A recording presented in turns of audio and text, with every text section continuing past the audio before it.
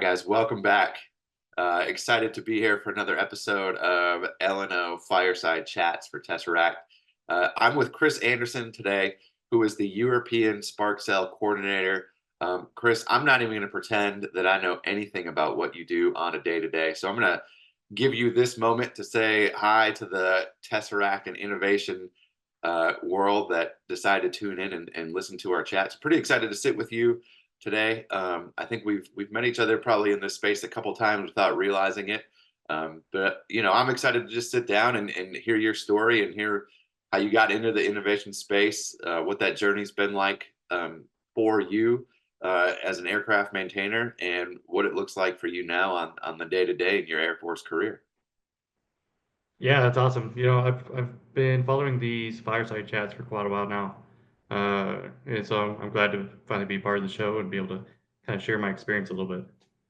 Yeah, that's the main Uh, thing with these, and that honestly, this is the best part, right? Because when you talk to people in innovation space, like a lot of the journey, there's just we don't have an Air Force track of this is innovation and it fits in this little box of how you get in there and how you impact, your work center or beyond, depending on what type of thing that you're doing.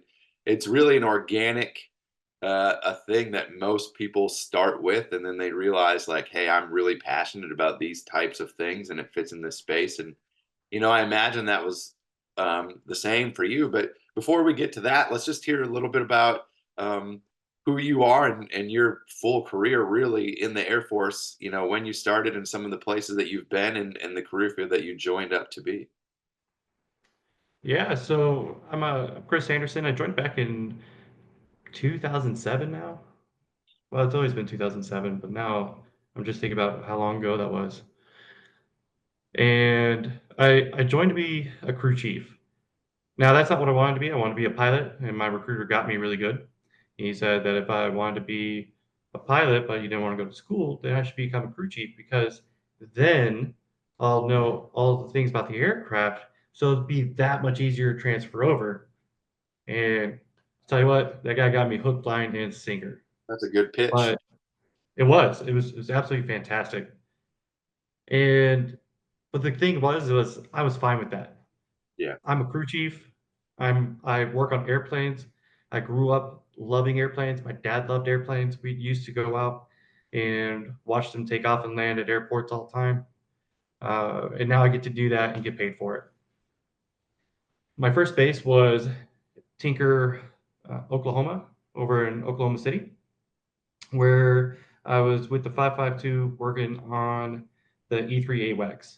That's, And that it was a very interesting culture over there because it's a heavy aircraft in a ACC, so Air Combat Command environment that primarily has heavy or has fighter aircraft, and so you have this like weird clash between personalities uh, that us as maintainers we had to kind of get through.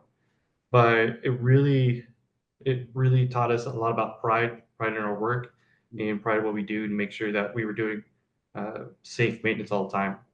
Uh, but during that time, I, I got an opportunity to become a VCO and work under a good mentor of mine who really started making me question the things I've been told all throughout my career.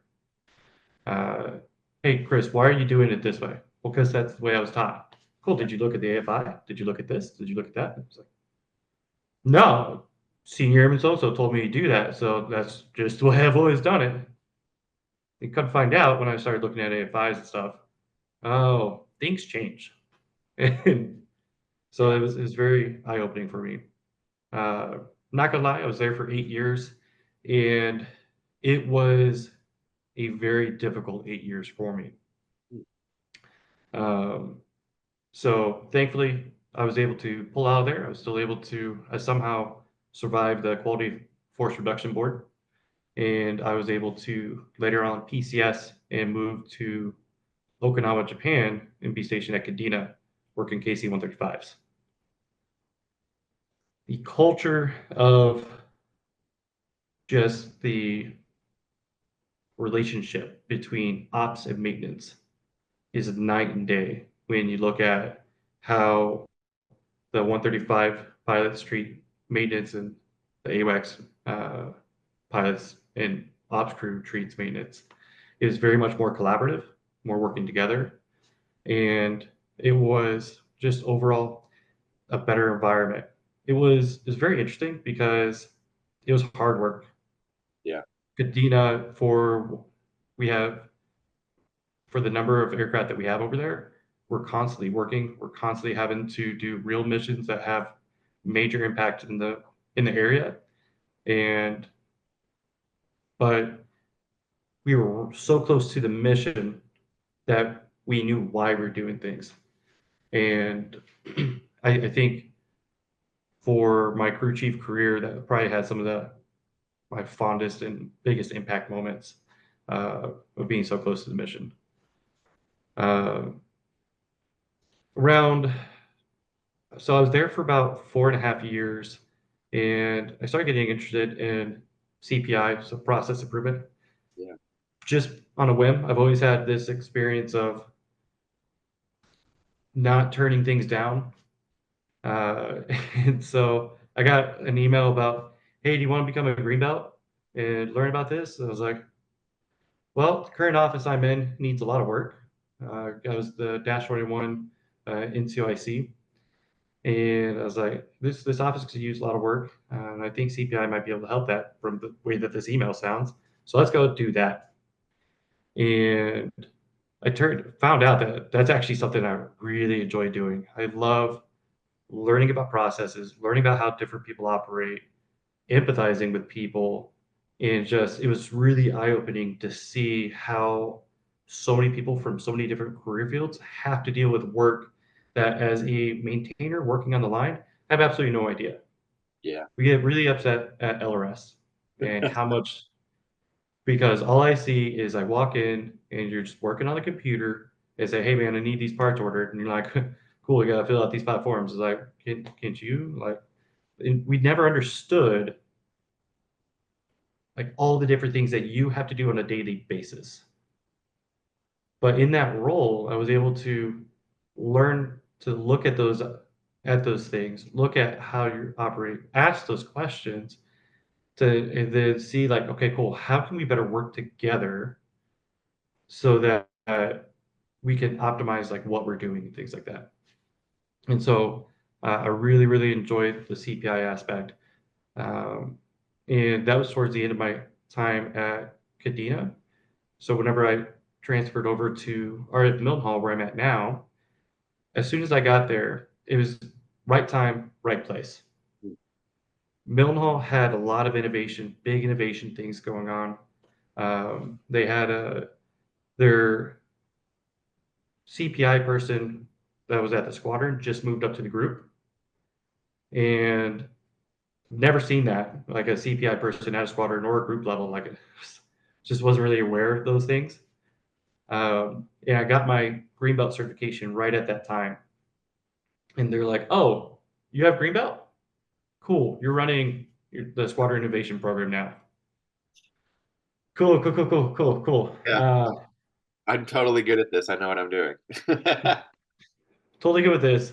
I've had one person handhold me and my partner through a project, and now I'm running it for the squadron. Cool, cool, cool. Very challenging to do because this was back in 2000, December of 2019, going into 20, and World was uh, about to change. Yeah. world was about to change. Absolutely. And so now we have COVID starting to hit. I'm trying to figure out like how do I do CPI for a squadron, and all I have to go off of is the things that they teach you in the course. What is it to be a champion? What is it to be the practitioner? And what is it to be the the lead for the thing? And now I'm having to teach my commander what those three things are, and, and my leadership team what those things are. And I have to speak confidently about it. I was not confident about it. Yeah. Uh, and so, to be honest, I failed. I failed hard. Um, to the point where I actually got fired from the CPI position because they wanted me to do things. And when you pick a POC, when you pick somebody to lead the project, the whole idea is that that lead and the team come up with the solutions. And they have to feel like they're championed and supported and backed by the champion. And so when it's me, little me picking, hey man, Nate, I think that you'd be really great for this. I think that this is kind of what's going on. This is what the commander wants, and uh, you know, just from your personality, I think that you would do great. Are you in? Right. Yeah. Our first reaction is like, heck yeah, man, that's gonna be awesome. And then, all right, cool, man. So this is what you're gonna need to do now. And you're like, huh, whoa, wait. Right. Uh, Chris, I got these 10 things I need to do, and that's like way down here. So I'm Yeah. not gonna be able to do it. And I wasn't able to convince the commander or the leads that in order to be successful, we had to have that involvement all the way throughout. So I got that was one of the reasons why I got fired.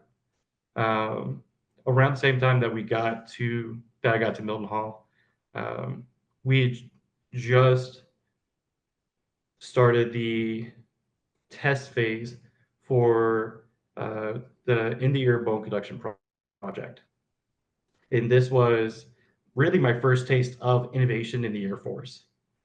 Um, my one of my key mentors, Doc Pengill, he had done all the lead up of making sure that everything was safe to use this product. Got the company there to Milton Hall to do a review of everything and teach people how to put in the equipment. And it was uh, hearing protection that provided a better hearing protection than the standard headsets that we use.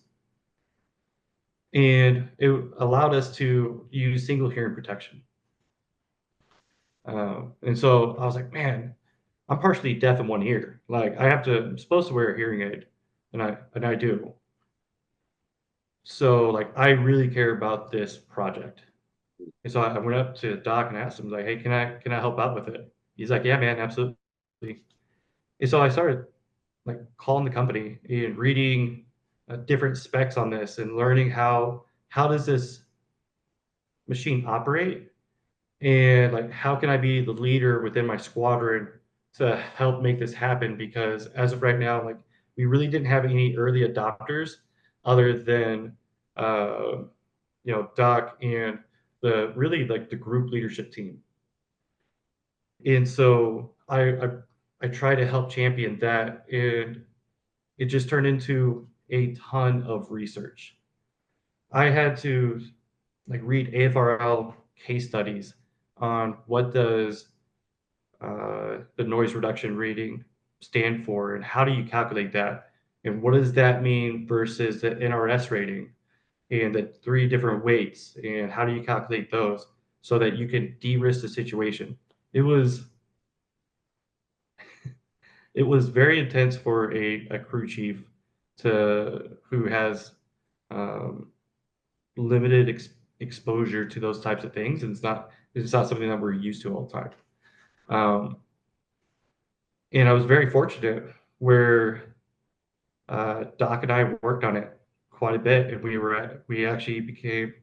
we got selected for the 2021 Spark Tank project, or Spark Tank finalists, and that was how I was able to kind of get my foot in the door with innovation. Um, but I learned a hard lesson, and that is, yes, you should always work your boss's priorities, but make sure that your boss's priorities is also your boss's priorities. Otherwise, you'll still get fired. it's That's a good lesson learned. it was very eye opening. Um, and so between not being successful at doing CPIs and then working my group commander's priorities, and not my squadron commander's priorities at a squadron position. Yeah. uh, and just like having fundamental disagreements about how do we execute. um, they said, you know what, Chris, uh, we don't think that this is the right fit for you, so we want you to go back to work the line. Mm. And so I worked the flight line again for another 6 months. I loved it. I'm very much the type of person who, let's make lemons out of lemonade. Like, how can we make a rough situation and then turn it into my benefit? And the Air Force had kind of already started to open my eyes to the possible with CPI, learning how to see like the different things that are going on that just aren't right and like that shouldn't sit right with me. And so now, like, let me take this experience back to our airmen and, hey guys, like, why are we bypassing this checklist? Why are we not doing these steps? Well, Chris, because it doesn't make sense. It's like, cool. Well, there's a process for that. Let's go into ETIMS. Let's do a change request. Yeah. Like, why are we doing it this way where it's like killing our backs to lift up this equipment item? Well, because we don't have anything better. It's like, cool. Like, let's look at some commercial off the shelf ideas to see if we can like just purchase those and be able to use that. And I really enjoyed that 6 months with being back online because it it allowed me to stay connected with what are the daily problems that we have. um, 6 months later, my mentor at the group got orders to go do bigger and better things. And because I'd worked so closely with the group, they're like, hey, we want Chris to come up and take his spot. And so I got fired from the squadron for CPI, and I got moved up to the group to do CPI. You got fired up. Uh, I got, I did, and they very quickly they're like, "Hey, do you want to run the WPM program for the wing?" I was like, "Absolutely not. What No, is that? like." So the WPM is the wing process manager. So Okay. they oversee, traditionally they oversee both the continuous process improvement and the innovation side. So how can they develop the future green belts of your base? Um, and I was like, guys, I'm not ready for that. I, Yeah. Yeah. I, I need to refine it for the group and provide some value to the group before I go up and like talk like an expert to everybody else. So I held off for a year doing that.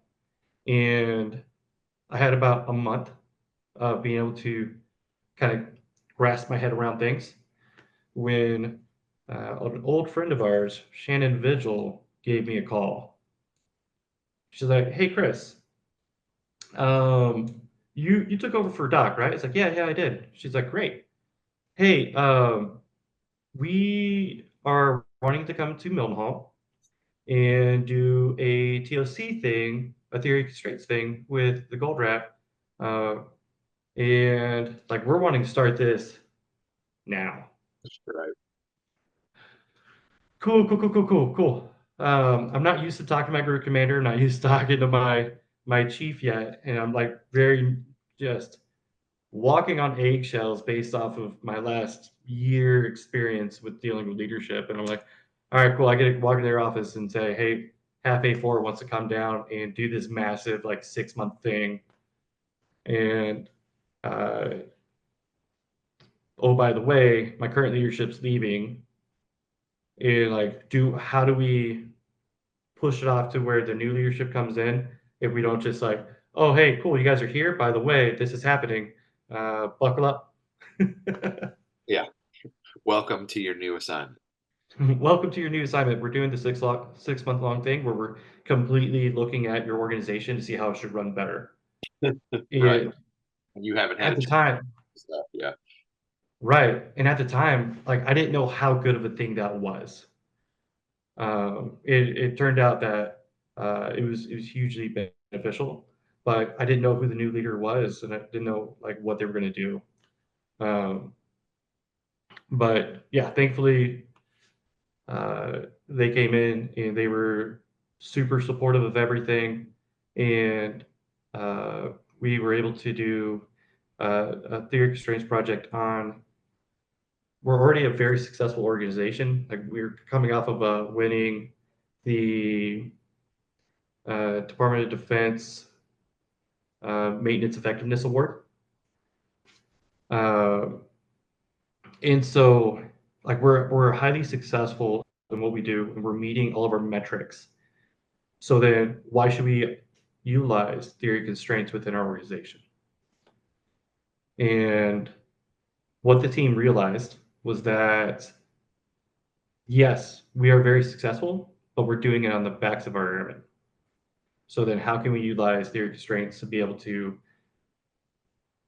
normalize and structure how we execute the mission so that we don't have so much thrash for our airmen, so then we can also build in time to deliberately develop them through another new program that was emerging out of Aviano at the time called Airmen for Life. And so uh, we worked on I worked on with them with that project, being the lead for that, and uh, at the same time, I had another good friend, Georgia Riggs. He's like, "Hey Chris, like you should join this Slack channel," which was the Tesseract Slack channel and the Innovation Slack channel. And like she was just like hugely beneficial, like pointing me into different innovation areas to take a look at. And I'm just like, heck yeah, man! Like let's do this, let's do that, let's do that. Um, and I would spend my work day working on the theory constraints project, and I would spend my nighttime like learning about small business innovation research and like all these different AFWorks aspects and uh, doing design thinking and just trying to better understand like what is it that we're doing. Um, and I over time built up this resume that when my wing leadership uh, was starting to look at building a Spark cell, they're like, "Hey, Chris, we want you to help out with this." I was like, "All right, cool." Um, I was thankful enough to have a good friend of mine, Buddy White, who was Manpower, and I think right now he's a recruiter. And he was like, "Hey, Chris, like I'm going on to this assignment, but like uh, I want to help get this through the finish line." And so him and I worked on it quite a bit, where he was building out the bones of like what do we need for a budget, like what are the things that we need to purchase, and then I would kind of give the why and the explanation and provide the the credentials for like why it's important to have a spark cell. And I really didn't know much at the time uh, about like what we could do as a spark cell or like the huge benefits of it. The Liberty Works over at Lake and Heath, which is about 8 minutes away, they they were just starting up, and I was very beneficial that at the time they had a representative for AppWorks over there called his name was Ike Holly, and so I spent a lot of time over with him, like just kind of learning and absorbing. Like, hey, what is this AppWorks thing? Like, what are these people doing? Like, how can we help? How can we support?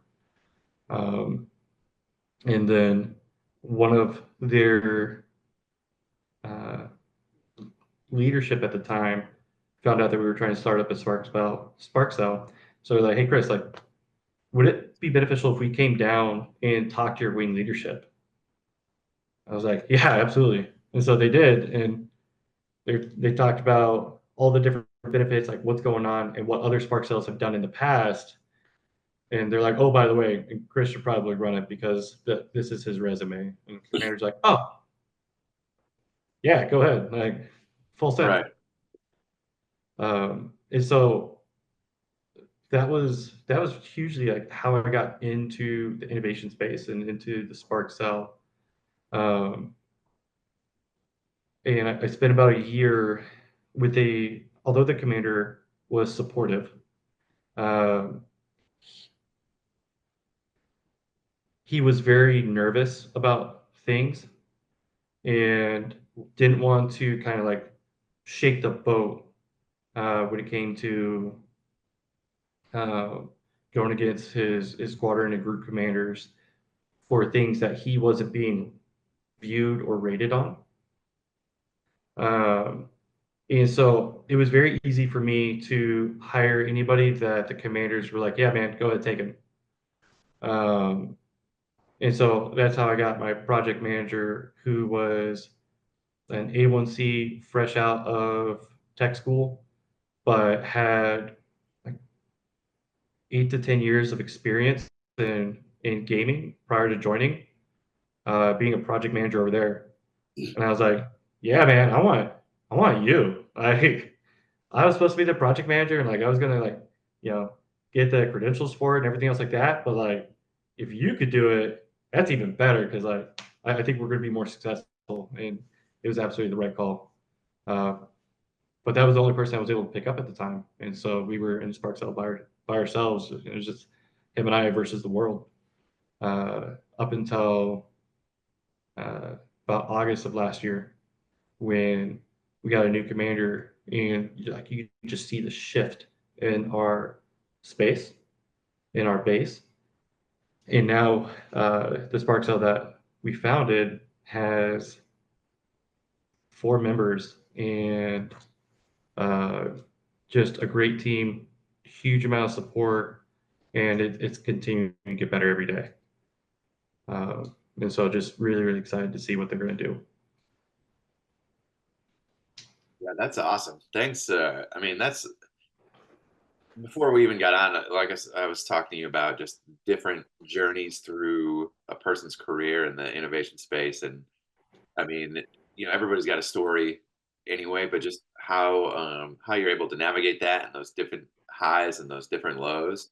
It's such a great thing to just to hear because so many different people, just like you start in one specific type area, and then the longer you're in, and the more exposure you get to different types of ideas and ways of thinking. And I made a note of it, but I'm so glad you had that good supervisor when you went to Kadena who kind of forced you to open your mind a little bit to ideas of not just maybe thinking, but asked you to think not in a traditional, well, someone told me, so I just did it, and I never thought to think of another way, just by probing you of, hey, why are you executing in this manner? What does your manual or instruction tell you you're supposed to be doing, and does it benefit you? And then just to hear from that, you evolved that into your own way of thinking after you gain some more experience, and you're able to take that back to the line of, hey, you guys are doing this or doing that, or this is something you're complaining about. What have you looked at to alleviating your own problem? Yeah, I've been very fortunate with the leadership teams throughout my career. Uh, I've definitely had some leadership teams that were not good, but the ones that were good were fantastic. And I am quite honestly, I'm where I am today, and I continue to be where I am today. The way I always say it's by the grace of my commanders in chief to allow me to do what I do right now. Um, because I'm not in a billeted position. I'm in a out of hide position, and they see the value in what I do to allow me to continue doing and being more than just a crew chief. Uh, and the unfortunate thing is that I heard that quite a bit throughout my career, and I know a lot of our other people do as well. Of, listen, we pay you to do X, so that's what you should be doing. And it's like, yeah, we go into a rabbit hole about that, but I think, yeah, especially for your career field, that maintenance and more maintenance as a whole, because you guys are like, you're specialty positions, um, and that's your zone of an aircraft. That's your specialty. You're good at what you do, and then you'll move to the next aircraft or next airframe, weapon system, whatever have you that you're coded to. but that's your gig. You get there, you learn that, you become good at that for that piece, and you move to the next one, and you look take those lessons learned and pass them down. And so I think maybe stepping out for in some of those more traditional type career fields where that is the focus, it's hard to get out of that culture. So what was that journey like for you then? Because you brought it up. You're not in a funded traditional position. You are in an AFWorks position over the Spark cells. How did you make that transition from the group in the wing over to AFWorks? Yeah, so when I got linked up with Ike Holly, um, I went to my first CrossFlow, I think it was 2 years ago now, and that's where I was really introduced to AFWorks. And I was very fortunate to where I was able to get some mentorship from him on how to do things. Um, and there's opportunities to go to summits and go to a lot of different events that AFRIX was funding or that my wing leadership would fund because it wasn't them funding me and my team to go TDY was a very easy yes, more than being able to actually do innovations and support our base at the time. Thankfully, it's changed, but at the time, that's kind of what the atmosphere was. And so I was able to really open up my aperture and continue to go to these events. And I'm very much the type of person that when I'm in a meeting or I'm at an event, because of my ADHD and my need to respond, you always know I'm there. Like, and when I'm not there, you know that too, because you don't have the loud guy in the back, like, yeah, you said this. um, and so like I was able to build up some type of reputation, and there's just so many different cool things going on between Tesseract and AFWorks uh, that I never said no to an opportunity, and I was able to build up a resume and an education credentials that Mike Oppenbacker, who was like the original Spark coordinator, uh, approached me. He's like, "Hey, Chris, like, uh, I think now you're ready to take on a Spark coordinator role. So I want you to do a AFWorks fellowship, and um, like we want to see like we've seen you on the peripherals, and we know that you do great things, but now we want to work with you and validate and verify that you're going to do a good job, and like if we give you an autonomous role that you're actually going to do work." And so I really had to prove myself uh, to the team with that in that aspect. Uh, and I did my fellowship and things went okay. Uh, my project was trying to better understand like where can we better identify where our innovators are throughout the Air Force. And it's something that we're still doing. Um, but they saw my drive and my passion, and I put in for the position because it came open. They were trying to get a new USAFE position because Kendall Lenovo, who was my predecessor, she was leaving to do greater, better things, um, and I got hired on. And in order to do it, we all of us coordinators, we have 5 of them in the Air Force right now. We are all we call ourselves orphan childs because um, our adcon is with our base. So like my adcon actually falls under my position number falls under the MXG. I report my supervisor is my director of staff for the wing, but then the people who tell me who for my opcon it's AFWorks. So they tell me where I need to go and kind of what I need to do. Um, and so it's been a very unique and interesting experience. I asked them, like, what do you guys want me to do in my role as a Spark coordinator? And they're like, well, Chris, like, what does your Spark sales need in your region? And how can you provide value to them to do things? Like, figure it out. Like, cool. All right. That's very broad.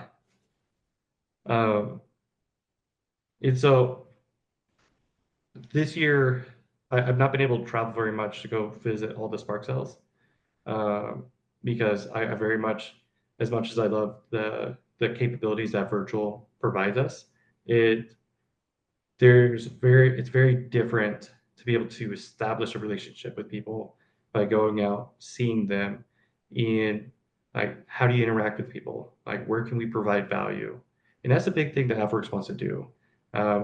We A lot of people look at AppWorks and the Spark team as kind of being a checkbook. And hey, can you pay for this training? Can you pay for that? Can you do that? But like, can you pay for our TDYs? But there's so much more that we do, and so much more value that we do, not just as AFRIC Spark, but as AFRICS as a whole, to try to help out our airmen and our leaders. Um, and so we really want to just provide that value and show that value to the Spark cells so that we can better help them. That help answer? Yeah, 1,000%. So now that you've been in that seat for a little bit and you're over these cells, what are the type of things that you've been prioritizing, not only to assist the cells that you're over, but what type of projects have you started to see gain traction or move forward because of some of those prioritizations? Um, so there's a lot of really I have 9 bases under my or 9 Spark cells under my purview that I really help. Out of a As of right now, we have about 113 registered. So like I have a very small piece of the pot compared to some of my other team members. Um, and as of recently, like our Lake and Eat team are creating a AI for better uh, wire maintenance repair for aircraft. That's or wire automated test for testing, something along those lines. I don't know. It's really cool. Uh, it's one of those things that we're still like I'm trying to better understand. Like, what is it that you do? All right, Sure. cool. I think I know who to connect you with. And I could definitely see the value because as of right now, we pay contractors, 50, $75,000, 3 weeks, in order to be able to get something repaired. And they built an AI tool that can get it to 90%. Uh, they think it's about 80 to 90% right now, successful, uh, within 30 minutes. And so now it's just writing the code to get to that extra 10%, which saves a lot of time. So we're seeing that. I had an opportunity to go to Bravo Hackathon over in Hawaii back in February, um, and I saw a tool chain uh, called Stitches be utilized. And let me start off by saying I'm not a coder. Like I, I very basics of like Python and things like that, but I'm not a coder, and so if people want to play, ask deep questions. I'm like, hey man, I got nothing. Like, talk to this person. Uh, but Stitches was a very interesting project. That was developed 7 or 8 years ago by DARPA as a integration tool. We have When we take a look at the Air Force and we take a look at like one of the primary problems that I see whenever we talk to airmen, it's in order to do my job, I have to look at 5 different systems in order to be able to verify whether or not this pilot can do his job, or I can order these parts. Why don't these systems talk to each other when like this field and this field are the same thing? But yet sometimes they're different. So I've spent a lot of time pulling reports and just looking at different sheets and things like that. Um, and so what Stitches does is if they're on the same network, like they're able to build a basically auto-generate an API that will update those two systems. And so you don't have to sit there and go through the two systems anymore. You can update one and then it will update the other. And you can do this with as many systems as you want rapidly. Uh, they say that if you have the right people in the room, you can do it in about 3 weeks, which compared to whenever we asked our industry partners to be able to build this integration between two different softwares, you're typically looking at millions of dollars and years. You know, years maybe not, but like 9 months to a year to year and a half in order to be able to build that integration. Um, and so that's one of the big projects that I have a fantastic crew chief right now who is a really good at computers. um, and really, he knows like 20 different languages. And so one of his project is like trying to verify, can we do this at the tactical, at the base level? Can our Right. airmen identify this? And then can we build a pathway for them to get the right people in the room and spend 3 weeks to a month of investment to build the solution and then field it? And the fact of the matter is I don't know if we can, Sure. but AFWorks has given me the leeway and leverage to be able to figure it out.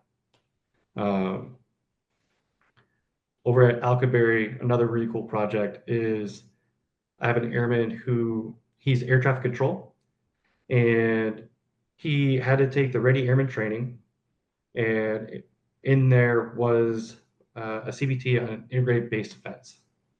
He's like, man, this CBT is great. I'm sure people like really grasping like what it is that we do and how do we do it. Awesome. And he's like, I think we could do this better. Like, what can I create to create follow-on training for this? So he created a game. He created a tabletop game that he can have airmen come in and play to now, cool, you've spent time learning what concealed first covered means and things like that. Well, now let's employ this here in this diorama and let's see what happens when red team comes to attack blue team. And I love that because it reminds me so much of Kingfish Ace and what we're trying to do with teaching our airmen Ace doctrine and gamification mindset. So those are just some of the projects that I see that have very different levels of value, but like when it comes to like providing a holistic um, picture of quality of training and quality of action. Um, I really just love the different things that they're doing and that our people are doing. Yeah, those are two really awesome ideas. I love when we get good success stories, especially from, someone from a lower level at that moment of, hey, this isn't great, but I'm going to make this better and taking on something like that. Chris, it's been awesome chatting with you. But before we go, I do have one final follow-up question for you. Um, Now knowing all the lessons learned, all the things that you've encountered through this journey, you get to go back and talk to yourself before you started. What is one tool or mindset that you will pass to yourself to make your journey just a little bit easier? Oh man, that's a hard one. Easier. That's a hard one. And maybe not easier, Uh, but something you learned, even a little thing that maybe you wish you would have known before you started that you had to take a lump for. I think